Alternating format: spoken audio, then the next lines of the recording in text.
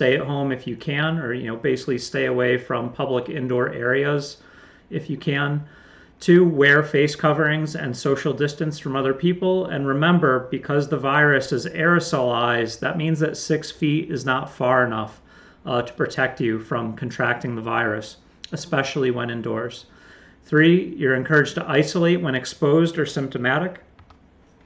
4, there's partial to all remote schooling, and I've noticed lately that there are more schools going to all remote schooling as the winter term begins. And finally, in terms of business capacity, businesses are mostly operating at 75% of their total capacity, say in places like restaurants and big box stores, and bars are open at 50% of their normal capacity.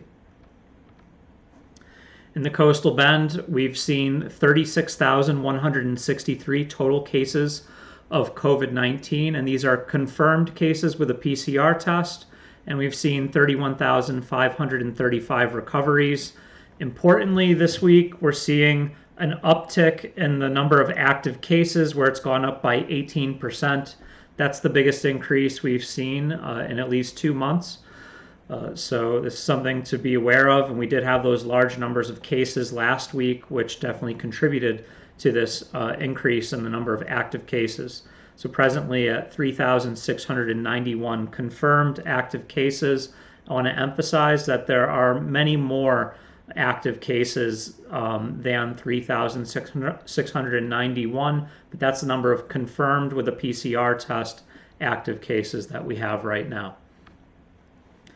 Going to our transmission rate estimation, and transmission rate, once again, is the number of people that each person that gets COVID gets infected. So if each person that gets COVID gets one additional person infected, then COVID will stay at about the same level. If it goes higher than that, COVID spreads, and if it goes lower than that, COVID declines.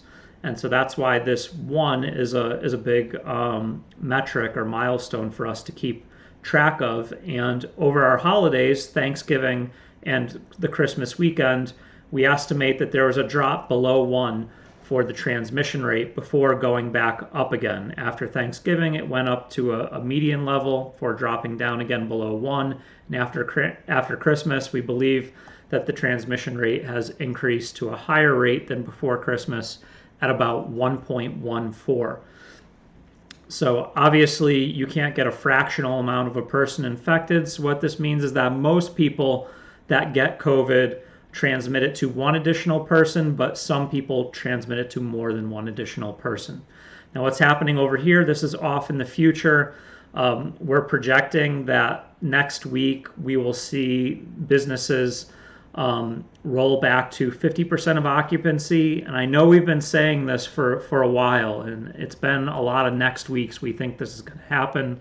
But I'll show some slides farther into the presentation today where we really do think that barring some sort of change that this is going to be it next week. We will trip the threshold of having businesses roll back. And right now, 81% of all trauma service areas in Texas have already tripped this threshold. So anyway, that's if we do trip that threshold and we respond the same way that we did back in the summer outbreak, then we expect to see a fairly rapid decline in the transmission rate.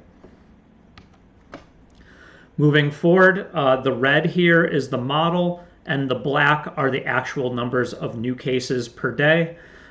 So the model is projecting that we're going to see a continued increase in the number of new cases per day until about a week after we trigger that rollback to 50% of business occupancy, which we're thinking is going to happen next week. You can see some of these data points here represent those large number of cases that we saw last week, but it's only really 2 days, and most of the other observations have been following the basic trend that we've been following for the past several months. We're in an outbreak, everybody. The outbreak hasn't ended. There were a couple blips where we had a holiday for Thanksgiving that caused a slight decline before an increase again, and then the Christmas holiday seems to have triggered this slight bend here. But after that, we're kind of back on the trajectory we were on before the holidays arrived. Breaking this down county by county, you could look at Nueces and say, well, yeah, in the past few days we've had fewer cases than we did in the middle of last week, but that's too short of a time frame to look at. Over the last 4 weeks, you can see that there's a general increase in the amount of cases across the coastal bend. We expect that this increase is going to continue. When you look at some of the other counties in the coastal bend, San Patricio has jumped up quite a bit in the past week. Jim Wells continues this slow, steady increase, whereas B County tends to have leveled off. If we zoom in a little bit more and look at this data a little bit differently, we've removed Nueces from this data, and we've broken out the counties of the coastal bend by the ones that are experiencing an increase. We've got San Patricio, Jim Wells, Clayburgh, Aransas, Refugio, and Kennedy, and you can see those here in the same order. And then the ones with no trend are B, Duval, Brooks, and Live Oak that you can see here. So there's no increasing or decreasing pattern over the past 4 weeks. And McMullen being the only county in the coastal bend that has had a decline in the COVID cases over the past 4 weeks. Zooming out to the metro areas of South Texas, the thing that has me really concerned is Laredo. Laredo has gone through a big spike over the past week. It's really jumped up in the number of new cases per day. And the thing that's concerning to me is this happened well after businesses rolled back to 50% of occupancy and bars closed down. This happened after that, and that's not the type of thing that we were hoping was going to happen, and has me a little concerned about what will happen here in the coastal bend. Now, I'm not saying that we're necessarily going to go through a spike like this, and I have no reason to believe that's going to happen. But I'm a little concerned that if we do trigger businesses going back to 50%, that we might not see the declines in COVID that we did over the summer. I want to remind everybody that this isn't coming upon us as members of the community. It's changes in our behavior, mostly right now, that are changing the transmission rate of COVID. When you look across the other metro areas in South Texas, San Antonio going up, all the other areas going up, here we are in Nueces. In terms of per capita, we have just by a hair the fewest new cases per capita per day in the metro areas of South Texas, and places like Aransas and San Patricio are higher right now on a per capita basis. And then going out to the whole state of Texas, each one of these regions is called a public health region, and in all of the public health regions, except for the except for the Amarillo health region, we're seeing increases in the amount of COVID cases per day per capita. And if you look at these, the trend upwards is about the same across all the different regions. It's a little bit steeper in South Texas. That's primarily being driven by Laredo. But most of the other places, by and all, are increasing at about the same rate across all of Texas. Okay, moving on to hospitalizations. And here's a little bit of a good sign or good news that while there's been an increase in the number of hospitalizations, it's not as steep as we would have thought based upon the projected modeling, which if you look back through time here has been fairly accurate. Now, the way that I interpret this is that I think that we're going to see an increase in the number of hospitalizations. So that's the bad news in this. I hope that I'm wrong, and I hope that this actual data continues to break from our projection of where we think the hospitalizations are going to go, and we'll be following this closely.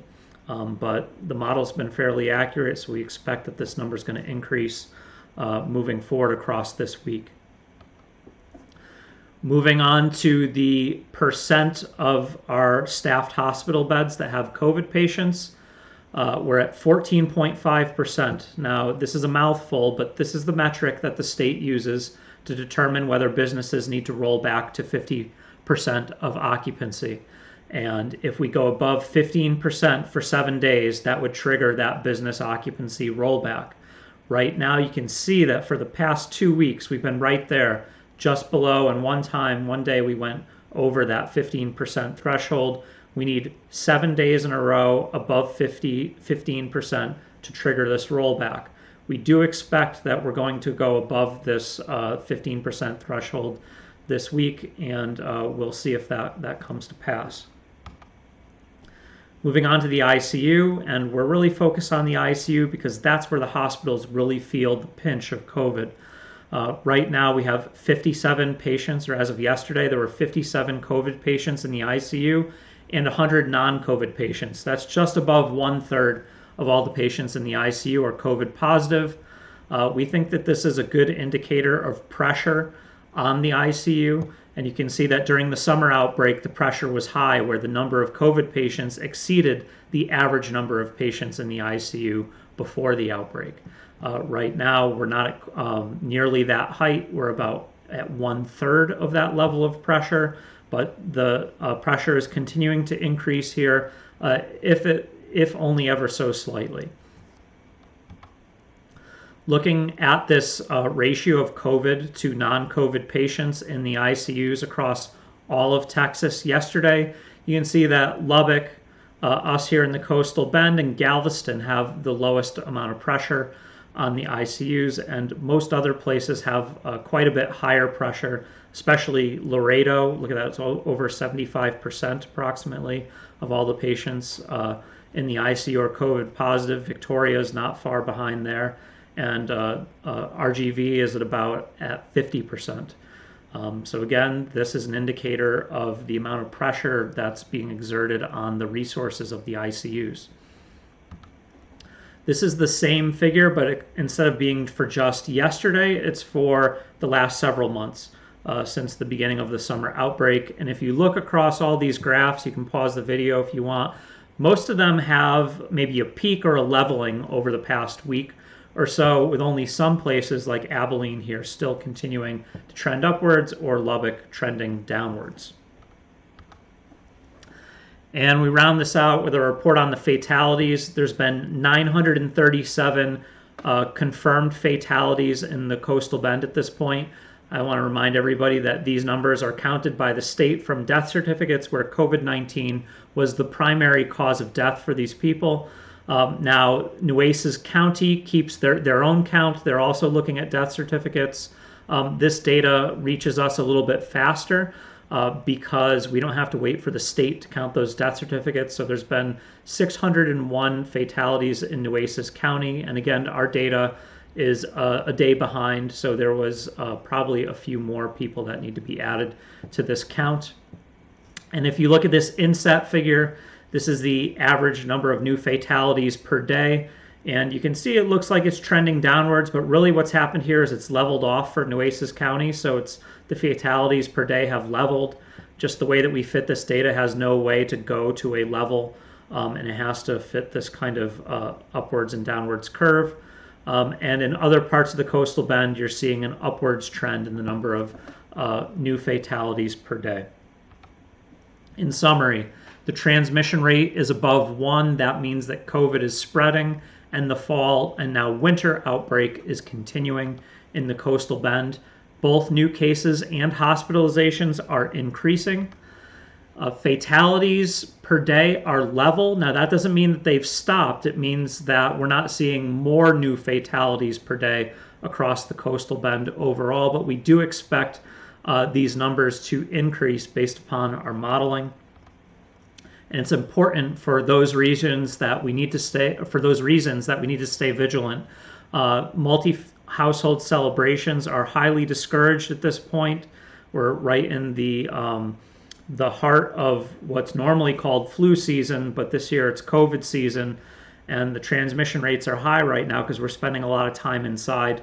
You're encouraged to wear face coverings and social distance when you're in public places. And you're not just encouraged, this is a mandate by the governor of the state of Texas. And lastly, everybody's obviously encouraged to get vaccinated if you can. The vaccines right now, they're messenger RNA vaccines. When they're injected into your bodies turn them into proteins that resemble the spike protein of the COVID virus. There's no chance of you contracting COVID from the vaccines, but there is a very high chance that you will not contract COVID after you get vaccinated, and that's why we're hoping that you get vaccinated. And we really have two options. Either we're going to need a really large proportion of the coastal bend to get vaccinated, or a really large proportion of the coastal bend is going to end up getting COVID. With the fatality rates the way they are, that translates into thousands of people dying if we let COVID run its course. So that's the important reason why we're encouraging you to get vaccinated. And that's our presentation for today. I want to remind everybody that we accept questions on social media through Facebook, Twitter, and Instagram. Our handle is CBCovid. If you search that, you'll find us. We go through those questions each week, and we answer them on Fridays at noon in the live stream COVID Q&A with Annette Rodriguez and myself. I think that you guys get really great information from the public health director, Annette Rodriguez, during those question and answer sessions. And if you've tuned in, you'll know that we try to answer all questions, conspiracy theories, and other ideas that people may have about COVID. We don't screen out anything. So please post your questions. We'll be sure to answer them. Thank you very much. I hope everybody has a safe rest of your Martin Luther King Day, and we'll see you on Friday.